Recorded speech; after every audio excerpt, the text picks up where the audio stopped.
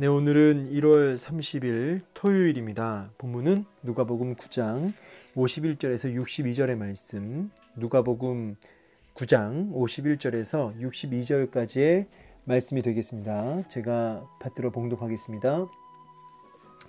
예수께서 승천하실 기약이 차감해 예루살렘을 향하여 올라가기로 굳게 결심하시고 사자들을 앞서 보내심에 그들이 가서 예수를 위하여 준비하려고 사마리아인의 한 마을에 들어갔더니 예수께서 예루살렘을 향하여 가시기 때문에 그들이 받아들이지 아니하는지라.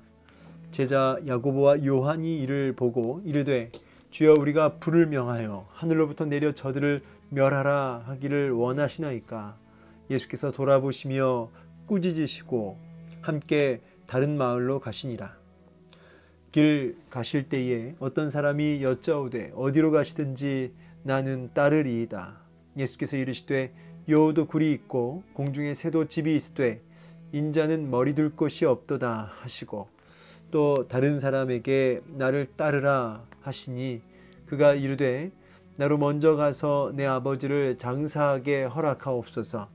이르시되 죽은 자들로 자기의 죽은 자들을 장사하게 하고 너는 가서 하나님의 나라를 전파하라 하시고, 또 다른 사람이 이르되 주여, 내가 주를 따르겠나이다마는 나로 먼저 내 가족을 작별하게 허락하소서.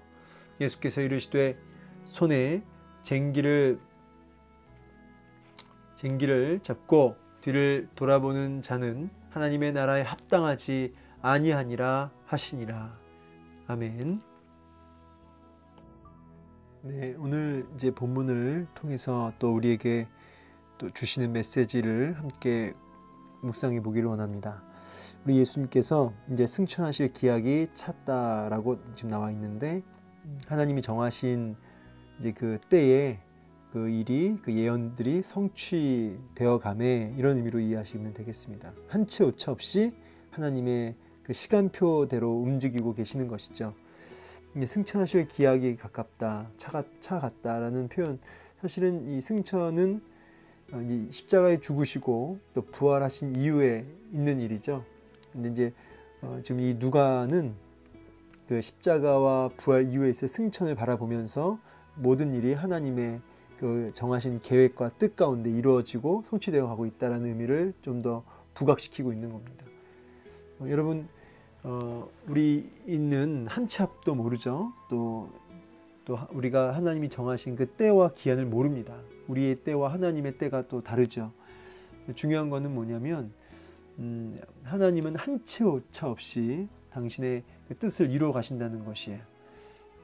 우리는 그 하나님의 때를 신뢰하고 또 나의 때에 내가 원하는 대로 되든 안 되든 거기에 너무 연연하지 말고 하나님의 그 신실하신 그 때를 신뢰하며 그렇게 굳게 결심하고 나아갈 수 있는, 매 순간 하나님을 신뢰하며 그 앞에 있는 일들 앞에 하나님 뜻을 이루는 일에 굳게 결심하는, 순종을 결심하는 이런 모습이 우리 가운데 있어야겠죠. 우리 예수님께서 굳게 결심하셨다. 죽음을 향한 결단이죠. 죽음을 향한 결단. 표현이 참 마음에 와닿습니다. 우리 예수님께서 굳게 결심하신다. 그 주님은 100% 하나님이시기도 했지만 또 100% 인간이셨죠. 인간의 그 연약한 측면 속에서 이 굳게 결심하셨다의 그 의미가 좀 보여집니다. 철저한 순종을 각오하신 거죠. 죽기까지 복종하시는 주님의 모습. 네, 우리도 날마다 굳게 결심하는 은혜가 있길 소망합니다. 자, 우리 주님께서 굳게 하나님의 뜻을, 하나님 정하신 때 하나님 뜻을 이루시기 위하여 이제 예루살렘을 향하여, 죽음을 향하여, 십자가를 향하여 굳게 복종하시는, 결심하시는 주님의 모습을 보면서 사자들을 앞서 먼저 보내시죠. 이제 이거는 뭐냐면 이제 예수님과 제자들이 이동할 때 사람들이 많이 이렇게 움직입니다. 근데 이제 만약에 이제 작은 마을 같은 데 가면은 여러 가지로 갑자기 많은 인파가 이제 몰려드니까 여러 가지 좀 뭐 조달해야 될 일들이 있고요. 물질적으로 음식이나 이런 것들이 어쨌든 여러 가지로 좀 준비해야 할 부분이 있습니다. 그 마을을 위해서라도. 그래서 사자들을 앞서 보냈다라고 했을 때는 이제 사람들을 보낸 겁니다. 뭐 예수님을 따르는 무리들 중에 일부를 보낸 거죠. 그들이 이제 예수를 위하여 이제 준비하려고, 그렇죠? 예수님께서 제자들과 오는 그 큰 무리들을 어떻게 보면 이제 맞을 준비를 하려고 한 거죠. 근데 이제 사마리아 한 마을로 들어갔다라고 해요. 근데 이제 우리가 보시면 아시겠지만 이 사마리아인하고 이 유대인들하고는 관계가 매우 안 좋죠. 이제 지도상으로 봐도 이제 이 예루살렘하고 이제 갈릴리, 지금 예수님 갈릴리에 계시거든요. 이제 갈릴리에서 예루살렘으로 가려면 이제 가장 빠른 길은 이제 사마리아 지역을 통과해야 되는 거죠. 사마리아 지역을 이제 직선거리를 통과해야 이 예루살렘으로 바로 가는 건데, 이 갈릴리에서 이 예루살렘으로 가는 이 사이에 이 사마리아인들이 이 부분을 이제 막고 있는 겁니다. 사마리아인하고 이제 이 유대인들 사이에는 안 좋은 이유가 있죠. 북이스라엘과 또 남유다가 이렇게 있지 않습니까? 그런데 이 북이스라엘이 이제 아수르에게 이제 멸망을 당하죠. 근데 이 아수르의 그 정책이 뭐냐면 이제 혼합 정책입니다. 그래서 북이스라엘을 점령하고 나서 그 땅에 대거 아수르인들 또 이방인들이 막 이렇게 들어가서 이제 결혼을 시키는 거죠. 그래서 유대인들의 어떤 그것들 그 민족성을 말살시키려고 했던 거죠. 그래서 결혼을 시키고 자녀를 낳고, 그래서 이제 그 순수 혈통이 이제 사라진 거죠. 그래서 유대인과 이방인의 계속적인 결혼. 그래서 이 아수르는 그렇게 정책을 친 겁니다. 민족 말살 정책을. 반면 남유다 같은 경우는 바벨론의 멸망을 당했죠. 근데 바벨론의 정책이 당시 뭐였냐면 이제 아수르와 다르게 이제 유지를 시켜주는 거예요. 뭐 이렇게 내가 널 보존해주겠다. 민족의 정체성을 유지시켜주겠다. 우리 말만 잘 듣고 세금 제때 내고 우리 통제 안에 잘 있기만 하면 내가 보장해주겠다. 이제 이런 정책을 쓴 거죠. 그래서 실제로 포로로 끌려가도 그렇고 이제 뭐 차이나타운, 뭐 코리안타운처럼 그렇게 이 바벨론 안에서도 자기들 안에서의 이 공동체를 유지하며 살았다는 거죠. 그래서 이 혈통을 유지할 수 있었어요. 순수성을. 자, 그리고 이제 어쨌든 바벨론도 멸망당하고 아수르도 멸망당하지 않습니까? 그리고 이제 어쨌든 이제 회복이 됐습니다, 나라가. 근데 이 북이스라엘은 근데 어떻게 됩니까? 이 아수르와 이 혼합 정책으로 인해서 나온 게 이제 사마리아인인 거예요. 그리고 이제 남유다는 어쨌든 그대로 남유다로 온 거죠. 성전 느헤미야 때인 걸로 기억하는데, 성전 건축을 이제 하자고 했을 때 남유다에서 그것을 이제 거부하죠. 이방인과 다를 바 없게 본 겁니다. 사마리아인들을 거의 잡종인으로 본 거죠. 그러니까 이 사마리아인들은 본인들도 하나님을 믿고 예배하길 원했는데 남유다에서 이제 철저하게 막으면서 부정시 여기니까 사마리아인들이 예루살렘에서 예배를 못하니까 이제 자기들끼리 하나님의 초소를 이제 만들죠. 그게 이제 그리심산이죠. 그리심산. 이 사람들 말로는 이제 그 아브라함이 그 독자 이삭을 바칠 때가 바로 이 산이었다 이렇게 얘기를 해요. 어쨌든 여기서 예배를 이제 드리게 됩니다. 여기서 하나님을 섬기게 되죠. 그래서 여기가 이제 종교의 중심이 됩니다. 근데 이 남유다는 여전히 예루살렘이죠. 자, 이런 역사적 배경을 이해하고 본문을 들여다보면은 예루살렘을 향해서 이제 가는 그 자체가 이 사마리아인들한테는 견딜 수 없는 모독이죠. 이 그리심산이 이 중심이고 여기가 하나님 임재 초소인데 말이죠. 지금 예루살렘을 향해 가겠다고 하니까 그것도 유대인들이, 그러니까 이제 결사 반대한 거죠. 못 들어가게 한 거예요. 돌아가라. 실제로 그래서 많은 유대인들은 이 직선거리 사마리아를 안 통과하고 이렇게 우회합니다. 어쨌든 예수님을 또 그 많은 무리들을 예루살렘으로 가지 못하게 막고 있는 상황입니다. 받아들이지 아니하는지라. 자, 그랬더니 이제 제자 야고보 요한이 이걸 보고 이제 굉장히 열을 받죠. 주여 우리가 불을 명하여 하늘로부터 내려 저들을 멸하라 하시기를 원하나이까. 자, 이게 이제 야고보와 요한이 굉장히 이제 본인들이 불쾌한 것보다 우리 주님 이 주님한테 감히 이렇게 했냐 이거죠. 스승을 향한 열심이죠. 이때 주님이 이제 우리의 아들, 마가복음 3장 17절 보면 이제 야고보와 요한을 우리의 아들이라고 이렇게 별명을 이제 지어주시는데, 이렇게 이제 급하고 아주 불같은 이런 부분을 근거로 그렇게 하시죠. 물론 특히 이제 요한 같은 경우는 이제 사랑의 사도로 바뀌는 거 아시죠? 예, 우리의 아들이었던 자가 이제 예수님을 통해서 십자가를 경험하고 부활을 경험하고 나서 그가 사랑의 사도로 바뀌는 것을 우리는 알 수 있습니다. 어쨌든 이 야고보와 요한의 이런 불같은 모습, 이거는 이제 엘리야가 구약에 보면은 이제 불을 내려서 아하시아 왕이 보낸 사자들을 이렇게 다 사르는 이제 그런 부분들이 나오잖아요. 이제 그런 것들 연상하게 합니다. 어쨌든 하나님의 그 불로 저들을 다 싹 멸하겠다고, 어디 하나님을 대적하냐고, 뭐 이런 하나님의 뜻을 대적하냐고 하는 그런 모습이죠. 근데 예수님께서 이제 꾸짖습니다. 그렇게 하지 말라는 거죠. 왜 꾸짖으셨을까요? 예수님이 이 땅에 오신 그 초림의 목적이 뭐죠? 주님의 초림의 목적? 초림 목적은 이제 구원이죠. 철저하게 대속물로, 예수님께서 대속물로 죽어지시고 그래서 구원하시기 위해서 오셨죠. 그러나 이제 재림은 뭡니까? 재림은 심판이죠. 여기는 어떤 자비도 없고 기회도 없습니다. 초림 때는 기회의 시간이죠. 그러니까 초림과 재림은 요 사이가 이제 종말이라고 하는데요. 초림과 재림 사이를 뭐라고요? 종말. 우린 종말 시대를 살고 있는데 이때는 이제 기회의 시간이에요. 근데 주님 재림 때는 이제 기회가 없죠. 자, 지금 주님은 오신 목적이 심판이 아니라 이제 구원이시기 때문에 제자들로 하여금 예수님이 오신 목적의 그 부분을 이제 흔들리지 않기를 원하셨던 거죠. 그리고 또 이제 사실은 사적인 감정이나 이런 인간적 감정에 흔들려서 지금 예수님이 오신 목적을 흐리지 말라는 거예요. 그래서 그것을 꾸짖습니다. 그리고 여전히 다른 마을로 가셔서 주신 사명의 그 일을 감당하시는 주님의 모습을 보게 됩니다. 자, 이제 여기서도 우리가 좀 잠깐 좀 묵상하면서 가야 할 건 뭐냐면, 우리가 이제 이런 역사적인 이유와 여러 가지 이유로 인해서 이 사마리아인들이 예수님을 배척해 하잖아요.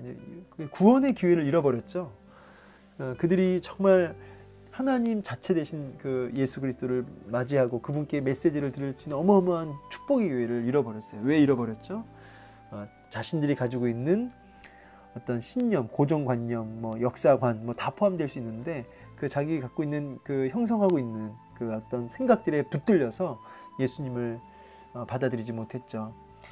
여러분, 우리가 복음의 능력 안에서 살려면요, 날마다 복음에 깨우쳐 살려면요, 내가 갖고 있는 어떤 틀, 내 생각, 어떤 가치관 이런 것들에 또 붙들려 있으면 사실은 거기에 붙들려서 사실은 예수님의 메시지도 많이 짬뽕해가지고 비벼가지고 나름대로 이렇게 내가 복음을 만들기도 하는데요. 그런 것들이 참 진리를 깨닫는 데 큰 방해가 됩니다. 그래서 우리가 말씀을 들을 때나 또 성경을 공부할 때도 항상 어떤 내 갖고 있는 어떤 틀과 생각에 붙들려 있기보다는 본문 자체를 바라보면서 순종하고자 하는 목적을 가지고 그대로 받아야 되는 것이 유익한 거죠. 그리고 이제 또 하나는, 여러분, 우리가 이제 이 야고보와 요한 모습 보면서 저는 이제 무슨 생각을 하냐면, 교회를 한다고, 교회를 너무너무 사랑한다고 이렇게 교회 안에서 막 이 불같이 화를 내는 경우들도 있거든요. 교회가 찢어지는 경우들 있지 않습니까? 그러면 보면은 다들 교회를 지극히 사랑하기 때문이라고 얘기를 해요. 그래서 각자 소리를 막 내죠. 근데 이쪽도 교회를 사랑한다고 그러고 저쪽도 교회를 사랑한다고 그래요. 결국은 이제 교회를 쪼개는 일까지 벌어지죠. 예수님의 목적과 뜻을 바라보지 못하고 자신들의 어떤 그 옳다라고 하는 자신들의 생각 속에서 그렇게 불같이 화를 내는 거죠. 주장하고. 하나님 예수 그리스도의 그 목적과 뜻 앞에 너도 죽고 나도 죽으면 여러분 화낼 일이 없는 거죠. 그렇죠?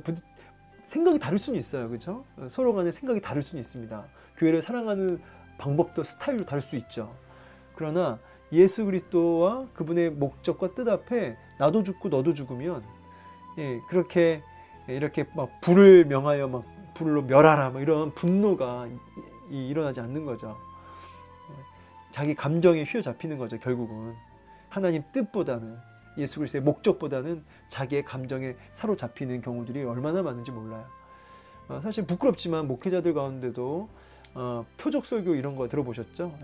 하나님의 예수 그리스도와 그분의 목적과 본문의 메시지보다는 어떤 그 마음의 상처와 상심과 뭐 울분 이런 것들이 이제 개인적인 감정들이 메시지에 막 녹아나서 때로는 이렇게 표적 설교가 있을 때도 있죠.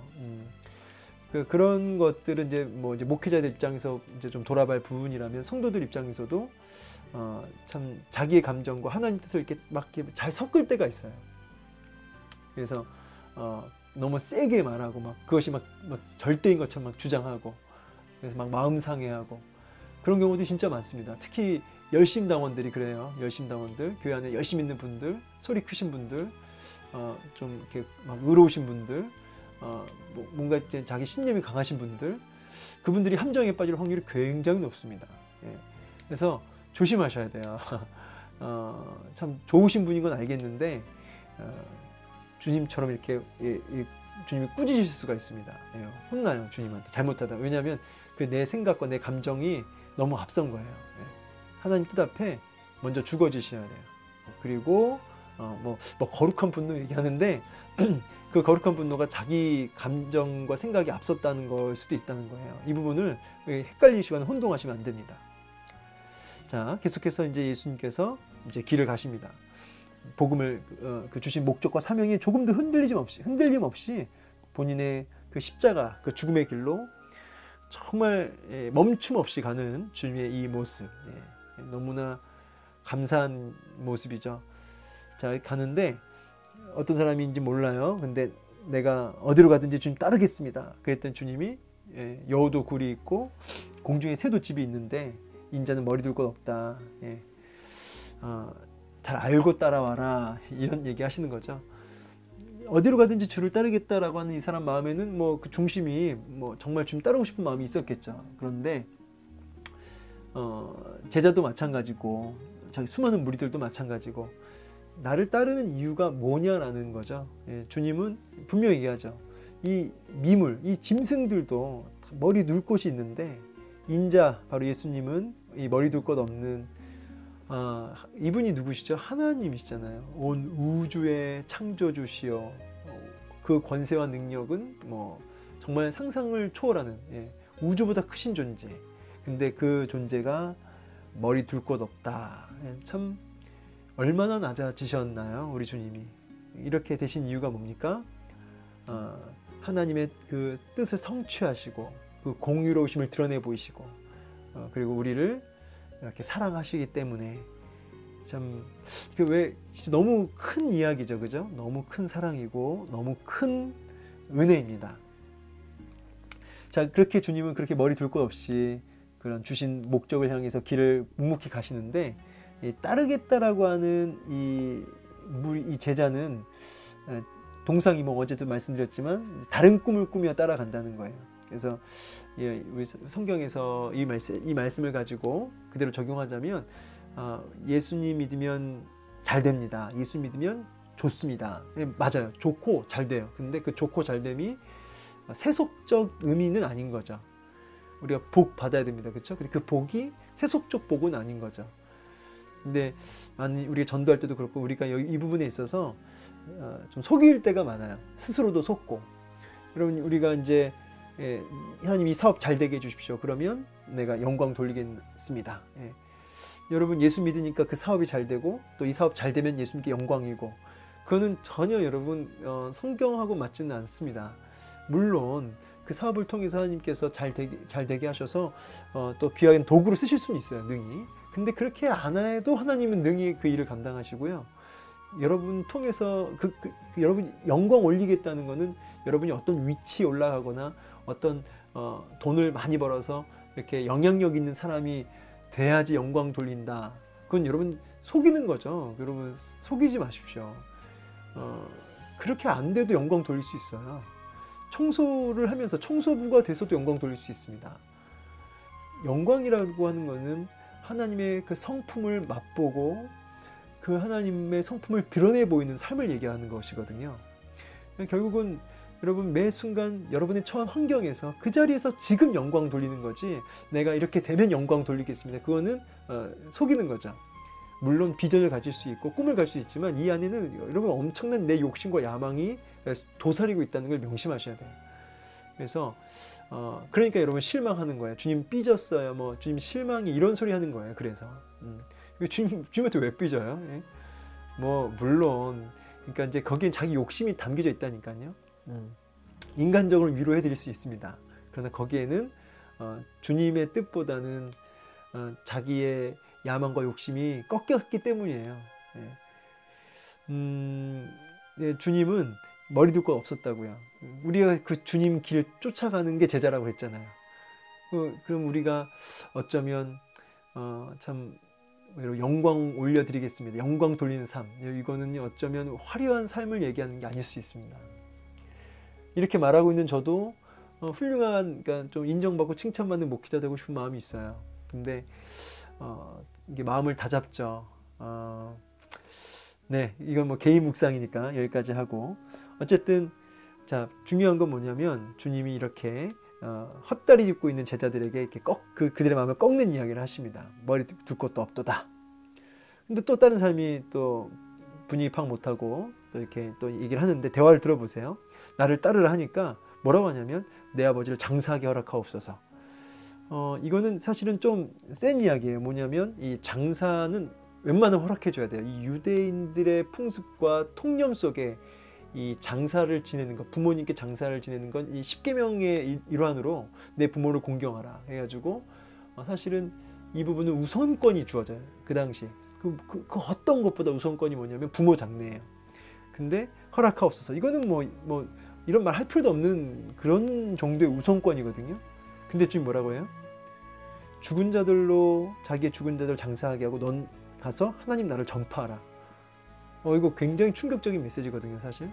예, 주님은 지금 세상에서 가장 우선권이 주어져 있는 이 부모 장사, 이거보다 지금 뭐가 더 급하고 우선이라는 거예요? 하나님 나라 전파하는 이 부분이 더 우선적이고 더 긴급한 일이라고 지금 주님은 얘기하고 계시는 거죠. 근데 이거를 물론 이제 확대 적용해서 오늘날 그대로 가지고 와서 뭐 부모를 다 내팽개치고 그런 의미는 아니죠. 이게 얼마나 지금 이 복음이 지금 우선적인 사명이고 그리고 긴급한 일인지, 복음 전파가 이 부분을 지금 강조하신 부분입니다. 우선순위. 예. 근데 우리는 사실은 이 부분을 그대로 적용해 올 때 여러분 이런 묵상을 할 수가 있는 거죠. 이 땅에서 여러 가지 중요한 일 많죠. 정말 중요한 일 많습니다. 우선순위로 우리가 정말 바쁘게 처리할 일들이 많아요. 그런데 그거보다 하나님 나라 전파, 하나님 나라 천국을 통치를 맛보고 그 통치가 확장되는 그 삶, 이거보다 우선되는 거는 없다는 거죠. 그런 맥락에서 하나님의 통치 속으로 들어가는 삶을 사는 그 일을 다 놓친 채 무언가 중요하고 우선적인 일들, 그런 일들로 바쁘신다면, 예, 지금 이 주님 따르지 않는 거죠. 이 사람하고 똑같은 거죠. 이런 우선적으로 처리할 일들이 있으시죠? 예, 그 일을 하셔야 됩니다. 그런데 분명히 말씀드려요. 먼저 하나님 나라 전파하는, 하나님의 통치 안으로 들어가는 그 일에 타협점은 없다. 예. 저는 이해할 수 있다. 목회자는 이해할 수 있어요. 목사님, 저는 이번 주에 뭐 주일날 못 가요. 뭐 아니면 기도 뭐 할 수 없어요. 이번에 뭐 못해요. 예. 저는 이해할 수 있죠. 합당한 이유들이 얼마나 많아요. 그죠? 그런데 우선순위. 지금 여기서 오해하지 마십시오. 교회 일을 하라는 얘기가 아니고 하나님과의 관계를 얘기하는 거죠. 그리고 주신 복음 전파의 사명. 예, 이 부분을 얘기하는 거죠. 이 일보다 우선되는 일이 없다는 거죠. 근데 우리는 말은 이렇게 하지만 얼마든지 바뀌죠. 그죠? 예. 또 같은 맥락입니다.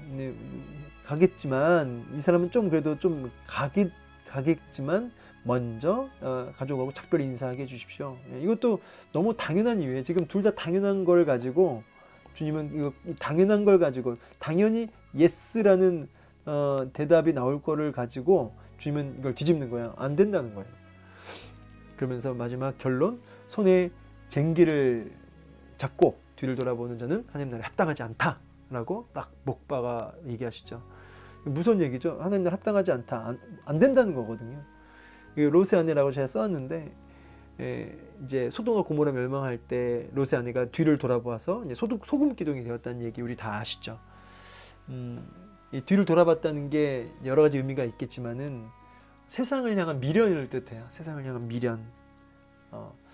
집에 뭐 두고 왔는데 뭐 이런 게 핵심적인 의미가 되겠습니다. 우리가 주님 나라 붙들고 천국에 소망을 두고 달리기로, 주님 가신 길을 쫓아가기로 결정했다면 여기에는 어떤 후회나 어떤 이 세상을 향한 그리움이나 자꾸 기웃기웃거리는 그런 일은 없어야 된다는 거죠.